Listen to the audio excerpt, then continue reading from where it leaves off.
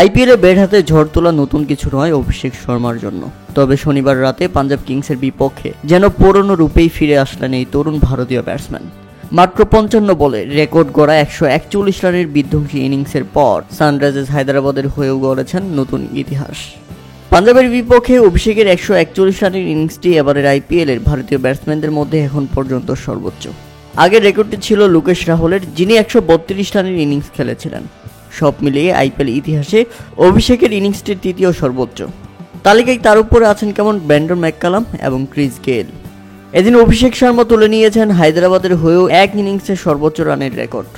আগের সেরা ইনিংস ছিল ডেভিড ওয়ার্নারের 126 রান।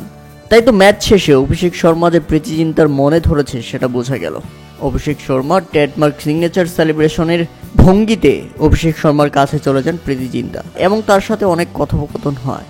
তাতে বোঝাই যাচ্ছিল অভিষেক শর্মাকে পেতে আইপিএল এর পরবর্তী অ্যাকশনে ভালোভাবেই লড়বেন প্রীতি জিন্তা। কারণ প্রীতি জিন্তার দল 245 রানের বিশাল লক্ষ্য দাঁড় করিয়েও অভিষেক শর্মার এক ইনিংসেই হেরে গেছে সবকিছু। আর এমন একটা বিধ্বংসী ইনিংস যে কারো মন কেড়ে নিবে এমনটাই স্বাভাবিক। অনেকেই তো সামাজিক যোগাযোগ মাধ্যমে এই ছবিটি পোস্ট করে লেখালেখি করছেন। অভিষেক শর্মাকে ব্ল্যাঙ্ক চেকের অফার করেছেন প্রীতি জিন্তা। প্রিয় দর্শক, আপনাদের মতামত অবশ্যই আমাদের কমেন্ট করে জানাবেন।